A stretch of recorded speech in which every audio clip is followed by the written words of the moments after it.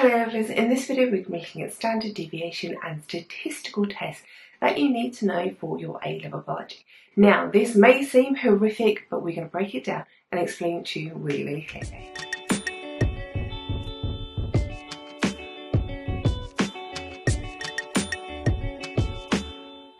Statistical analysis. First off, we need to look at the mean and the standard deviation and how they have a relationship that's going to help us with sampling and also doing statistical analysis. Now, we've seen this graph before, and this is because samples of a population will normally follow what we call a normal distribution, which is just a name given to this distribution that ends up looking like this bell curve, where the mean is in the center. And we talked about this, the fact that, say, if you measured the height of all of the wheat plants in a field, you'd have an average height where the majority of individuals would have that height, and then you'd have some extreme of really, really short individuals and some extremes of really, really tall individuals. And so if you plotted that data, it would end up looking something like this bell curve. We say that in the normal distribution, the distribution of the frequency of individuals for different characteristics is symmetrical about the mean. So as we said, most values are really close to the mean, which gives us this kind of hump in the middle. And then there are very few values that are much lower or much greater than the mean. And then that gives us those kind of the scoop down to the tail end parts. So when we're taking a sample, as we talked about with our quadrats or however we're taking it, the really good thing about having a large sample size is because it's more likely that your data is going to be close to the mean and also follow this normal distribution, so that when you actually calculate the mean from your sample data, it will be as close to or as representative of the true mean of the population as possible. So you can see here I've added +1, -1, +2, -2, +3, and -3 standard deviations to my graph of my bell curve. So this is how we use standard deviation, because it's used to show the measure of variation in the sample. So how do the values in your sample actually vary about the mean, so either side of the mean? Okay, so what I've done here is I've taken the bell curves of samples of trees where we measured the heights of a sample of trees in 2 woodlands. And I've got my mean and standard deviations on each curve.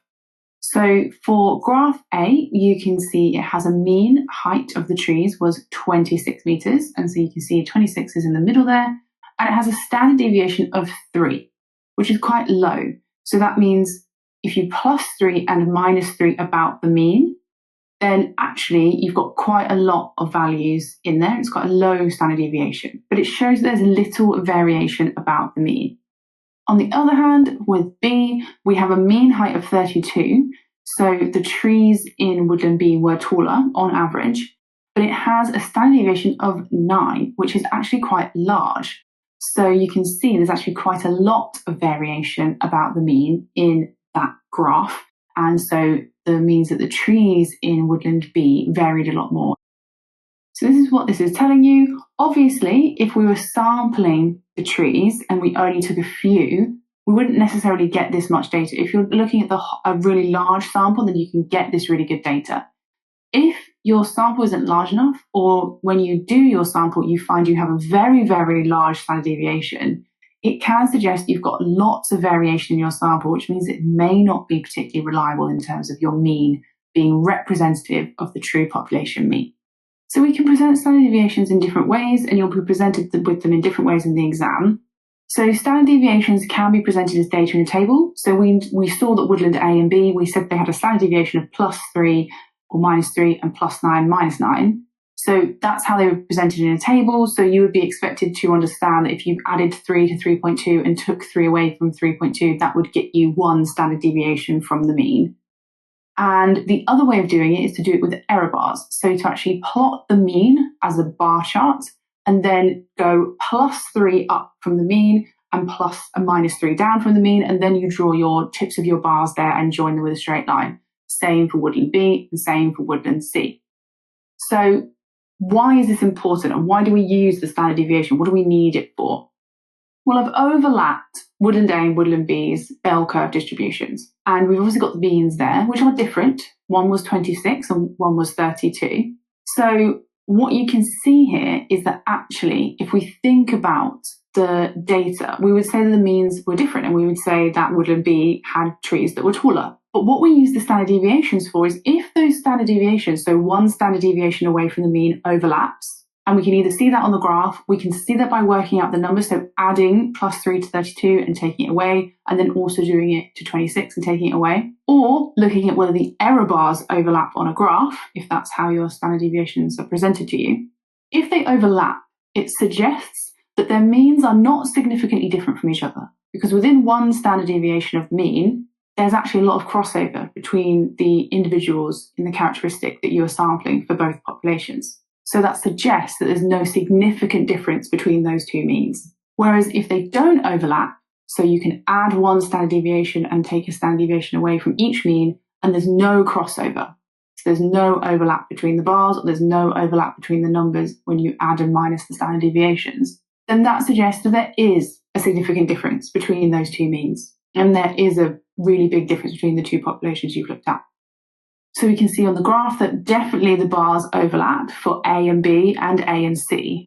So there's no significant difference between those populations or the mean heights of the trees in those two woodland populations.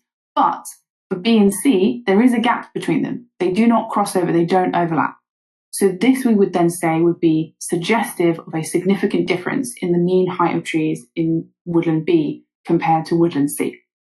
Calculating standard deviation. Calculate standard deviation, which is represented by the symbol S. We will need to do the sum of each value minus the mean of that group of values squared, and then we're going to sum it up. So we're going to add all of those value minus the mean squared values up together, and then we're going to divide that by the number of values minus 1, and then we're going to do the square root of the whole thing. Okay, so let's do an example with my bit of data set that I've got here. So I've got the length of male lizards in centimetres and the length of female lizards in centimetres. So we want to see the standard deviation for each of these, and then we can think about how these two groups vary around the mean. Okay, so I've got the total and I've got the mean of each of my groups. So let's think about how we're going to do this then. So first of all, for each group, let's do the value minus the mean. So for males, we need to do the value minus the mean squared, and then we're going to add them up. So we're going to need to do 18 minus 21, which is the mean. 18 minus 21 squared plus 21 minus 21 squared. Well, we know that that one's easy. Plus 18 again minus 21 squared plus 23 minus 21 squared plus 25 minus 21 squared. So you're going to put all of that into the calculator, and that's going to give you your value for the top of our equation. So that gives us 38. And then we're going to do n minus 1. So how many values are there? 1, 2, 3, 4. There's 5. Is that a standard deviation for males is going to be S equals the square root of 38 divided by n minus 1, so 5 minus 1, which is 4. And that's going to give us 3.08. Okay, so the standard deviation then for the males is 3.08. And then we do exactly the same thing for the females, but obviously the only thing that's different is you've got a different mean, so you would do 10 minus 10 squared plus 8 minus 10 squared plus 12 minus 10 squared plus 10 minus 10 squared again. And then you would add that up and you would get your top part of your equation underneath the square root. And then n minus 1, there's only 4 values here, so there's fewer values, so your n minus 1 will be 3. So you're going to add all that up and then you will get the standard deviation for the males, or the females, sorry, is going to be 1.6. So what can we interpret then from this data? Well, obviously we've said that the male lizards are larger because they have a larger mean length in centimetres, but in terms of the standard deviation, because the male lizard standard deviation is larger, they show more variation around the mean. So they have a greater variation in lengths in their population of male lizards than they do in the female lizards. You could then also obviously plot this data or as an error bar, or we could do plus or minus 1 standard deviation from the mean. So we could do 21 minus 3.08 and 10 plus 1.6. And that will show us whether or not these standard deviations overlap. And it looks like, obviously, those numbers 11.6 and 17.92, they obviously do not come close. So that means that that overlap isn't there in the numbers. So we can say that we are going to suggest that there is a significant difference between the length of male lizards and the length of female lizards. We obviously don't know that without doing a statistical test yet, but that's one way we can get an indication that it's likely or unlikely that it's due to chance. Significant difference. So we need to understand what we mean by significant difference and also how to explain it. So a difference between two means, for example, or a correlation, so a relationship between two variables, is said to be significant if the probability of that happening, the difference happening or the correlation happening due to chance, is less than 5%. We represent this using the phrase P is less than 0.05, with P standing for probability. So the probability is less than 0.05, which is obviously just the decimal form of 5%. So this is what we mean. And when you see this number or this phrasing, that's what it's talking about. So if the probability is less than 5% or P is less than 0.05, then we normally say that that shows the difference or the correlation is significant. The flip side of that then is if the probability of the difference or the correlation happening due to chance is greater than 5%, P is greater than 0.05, then the difference or the correlation is not significant. This has come about, and we use this phrase when talking about statistical tests. These are used to calculate a test statistic. So for example, a t-test calculates the value t. A correlation coefficient will calculate a value r. These are our test statistics. They then get compared to what we call critical values. And these are numbers that have been calculated and can be looked up in known tables, and they're calculated for loads of different sample sizes. So if you have a sample size of 30, you will have a different critical value to say if you had a sample size of 230. You'd have to go to a table to look up n, or the number of samples or individuals in your sample, and then you'd find your critical value. And then if your test statistic related to the critical value means that there is a probability of less than 5%, then you can say that your difference, whatever you found, is significant. You can look for even stronger probability by looking at less than 1% or even less than 0.1%. So it depends on how rigorous and how strong you want your data to be, but scientists have decided that anything less than 5% probability that what you found is due to chance counts as significant. Testing hypotheses. So normally when we're doing a statistical test or we're carrying out an investigation, we are normally testing a hypothesis. And that is normally the decision or the thought process that we have of what we think is going to happen in our experiment. We believe that we'll see a difference or a correlation. So normally we have to then do a flip alternative to that, which is our null hypothesis. So that is always going to state that there will be no difference or no correlation. So an example, if we go back to those different heights of the trees in the wood, my null hypothesis before I tested the difference in the heights would be that there would be no difference in the heights of trees or the mean heights of trees from woodlands A and B. That would be my null hypothesis. Even if I think there might be a difference, I have to have that as my null hypothesis in order to test it. So then what we go and do is we go and collect our data to try and support or disprove this hypothesis. So your data is either going to provide enough evidence to reject this null hypothesis, so to say, actually, there is a difference and it is significant and this is what I found, or if you don't find enough evidence to reject it, to disprove the null hypothesis, then what you'll have to do is accept it and say, okay, I tested it and there actually isn't a significant difference between the heights of trees in woodlands A and B, which means I'm going to accept this null hypothesis. And this is because we have to accept, if it's not significant, that the differences or any correlation that we found was due to chance. All this language that we're using here is really key. So talking about rejecting the null hypothesis when there is a significant difference, talking about accepting the null hypothesis when there isn't a significant difference, and that's because the data was found to be, or the pattern was found to be due to chance. This is all the language you need to be using if you're answering questions about statistical tests in the exam. So let's have a look at the different statistical tests and when we use them. The chi-squared test. This is used on categoric data, so not continuous data. So normally we will use this in the context of genetic ratios or frequencies, where we have just like one number in each group. So it looks for a difference normally between observed and expected ratios or frequencies. So if you expect something to happen, that will be what your expected value will be. And then you will have to observe what actually happens, record that data, and then you're looking for any differences. We will come back and go through the chi-square test when we look at genetic frequencies. Correlation coefficients. These are looking for a correlation or a relationship between two different variables, but that were measured at the same time in the same sample. So say you were looking at the height and length of leaves. You'd measure the height and length of each leaf, and then you'd plot those on a scatter graph or a line graph to see if there is a correlation between those two variables. Or if you were doing quadrats and you were taking the number of a certain species, and at every quadrat you measured the light intensity or the water availability. They're two variables that have been measured from the same sample each time, and then you can look to see if there's a relationship between them.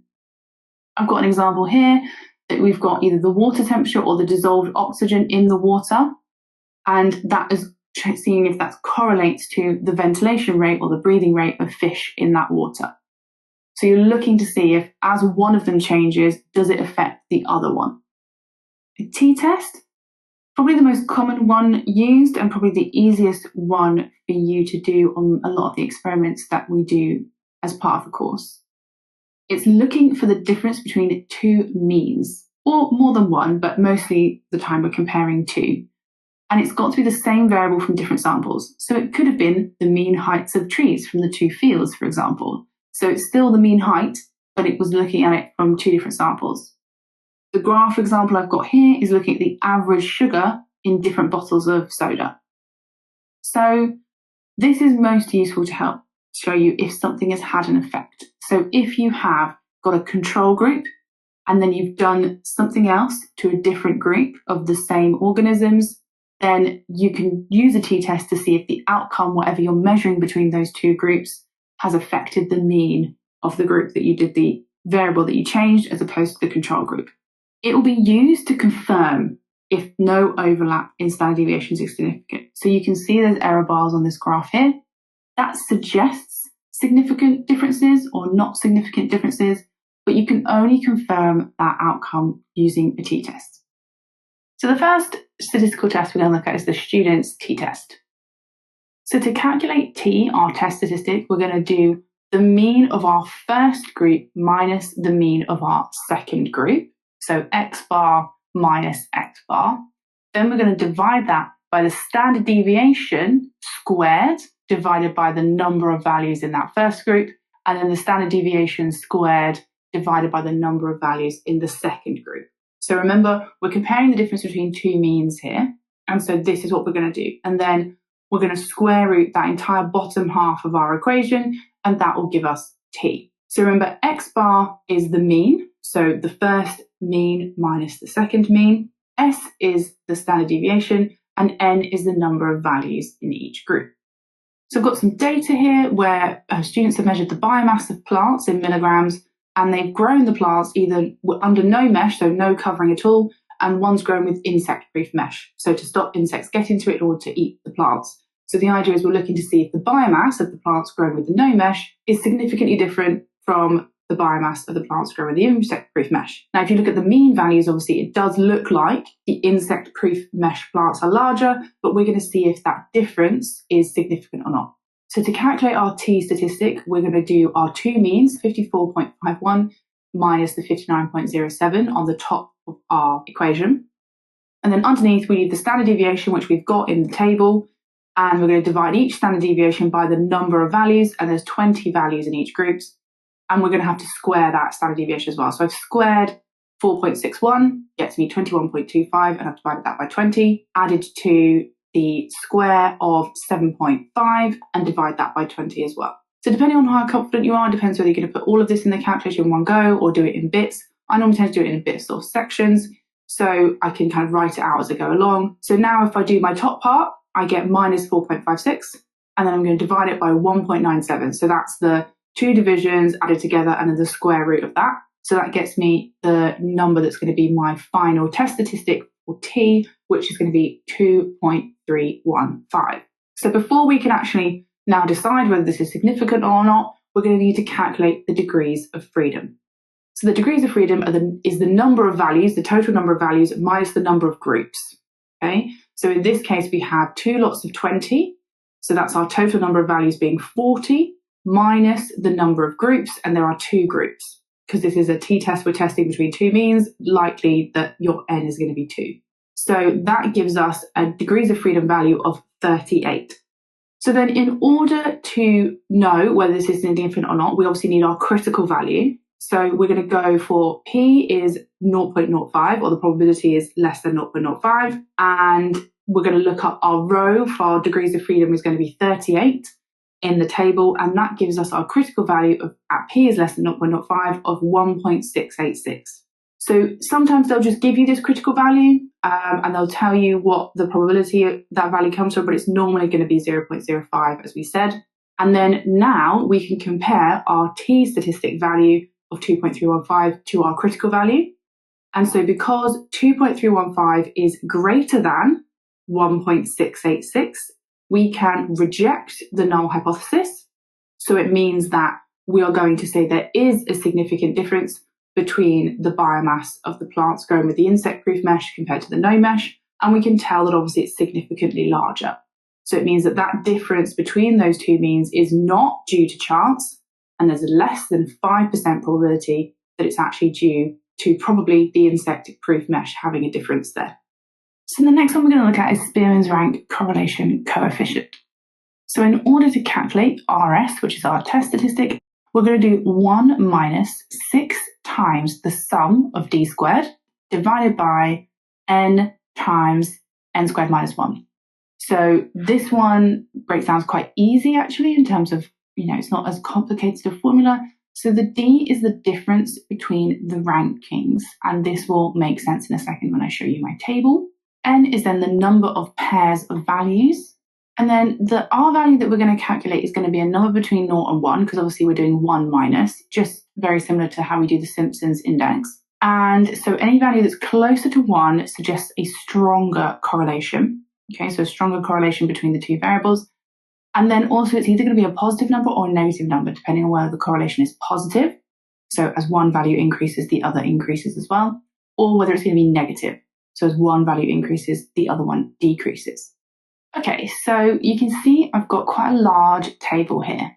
And what we're doing is we're looking at seeing if there is a relationship or correlation between the length in meters of a whale and its mass in tons. Okay, so as the whale gets longer, does its mass increase? Okay, this sounds sensible and like it probably will be quite a strong correlation, but obviously we have to do the test in order to prove that.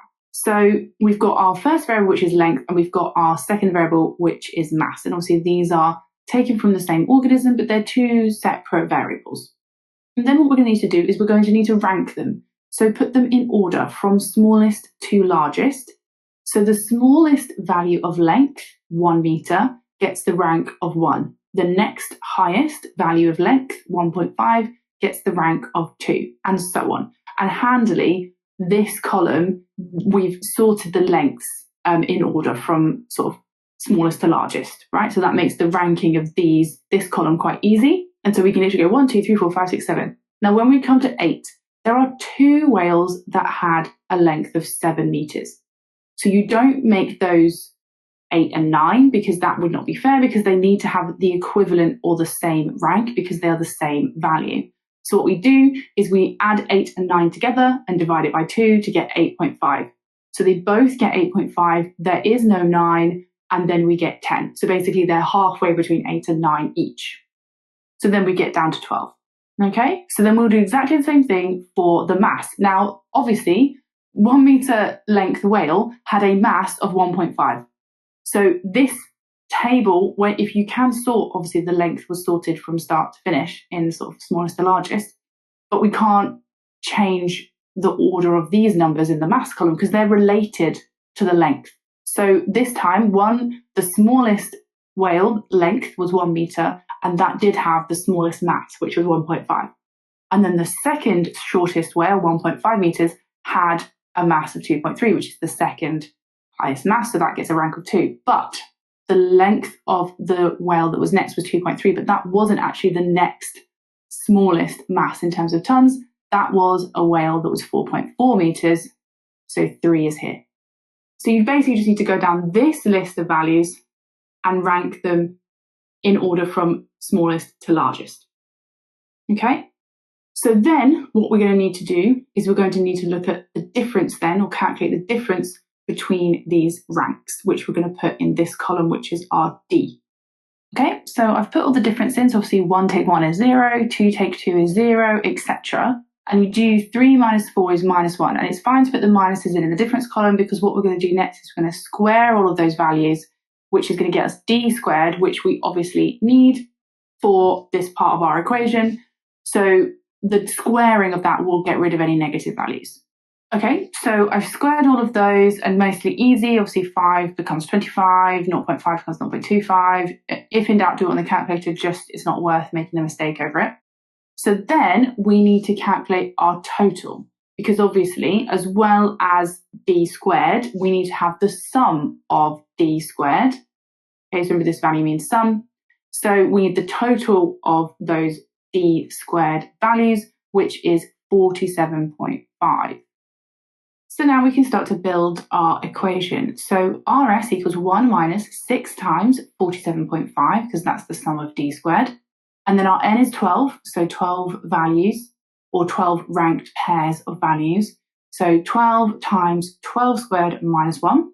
So that gives us 1 minus 285 divided by 1,716, which if you do that division gets us 1 minus 0.166, which means our RS value is 0.834. Just like with the others, we need a critical value to compare our test statistic to. So if you go to the p-value at 0.05 tables, this time there's no degrees of freedom, it's just n, the number of values. Sometimes it is degrees of freedom, but very rarely. Normally for Spearman's rank, you just need the number of pairs of values that you've got. So we've got 12, so that means our critical value is 0.59. So without the test statistic and the critical value, what can we tell just from the RS? That is a positive, strong correlation, because it's a positive number and it's 0.8, which is obviously quite close to 1. So it's a positive, strong correlation, as we predicted, because as the length of a whale increases, you'd expect its mass to increase too. So if we compare it, is it significant? Well, yes, because 0.834 is greater than 0.59. So we can reject the null hypothesis that there is no significant difference or no correlation between these two values. And so therefore, we can say that there is a significant, strong, positive correlation, and that the mass of a whale increases as its length increases. Ouch!